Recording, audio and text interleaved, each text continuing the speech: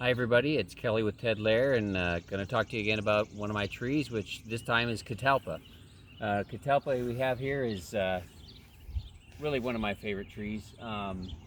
Tremendous size. When they get fully grown, they can reach up to 100 foot. Um, they have huge leaves. As you can see, we've got some monster leaves in here. Um, just a really cool looking tree. Got some nice blooms as well, which we decided to wait for until they were blooming to do the talk on this one, because their blooms are actually really nice, good for pollinators, and they smell really good too.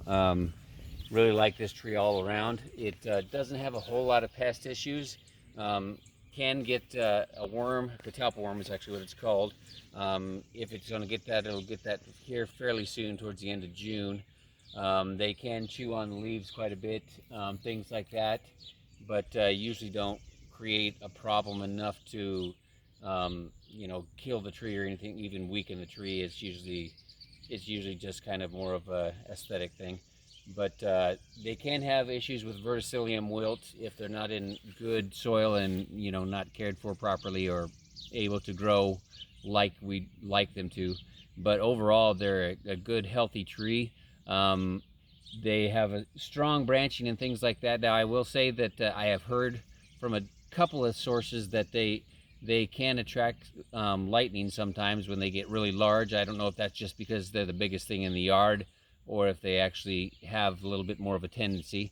But that is one thing that I guess you could be aware of. But at this point, if you have a tree that's this size, it's gonna be 30 years before you're gonna see it as large as they can be. But well worth the wait, obviously, if you're you know if you're young enough that you can see it. It's an awesome tree.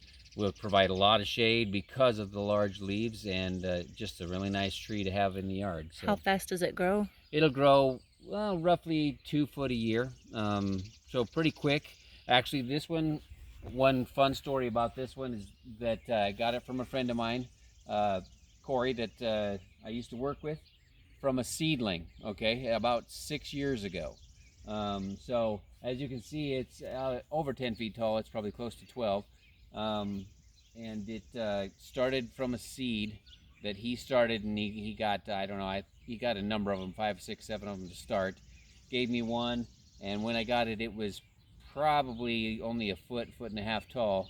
So I mean, it actually probably can grow even closer to 3 foot if it's growing real quickly. Which this one is, it's in one of the better soils I mean, I will say that the soil we have around my place is a lot better than most, but in good quality soil, it probably could even reach 3 foot. But I would say more of a tendency to do about 2 foot a year. So And this is the first year it's bloomed? this is the first year this one has bloomed, yes, and I only expect it to get more and more blooms every year from now on.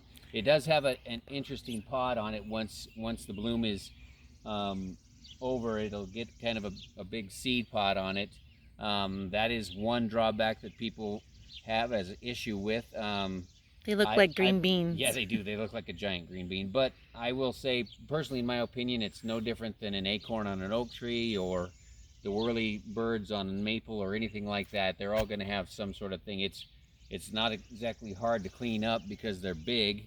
As same with the leaves. The leaves are huge, so raking them is a fairly simple task. You just have a bunch of great big leaves that you get to rake up into a giant pile. But overall, I don't think it's any messier than any other tree. But that is one thing that people have. They don't like the beans, but um, you know, every tree is going to try and do something to reproduce. That's how they live. Otherwise, they wouldn't be here. So until next time, thanks everybody.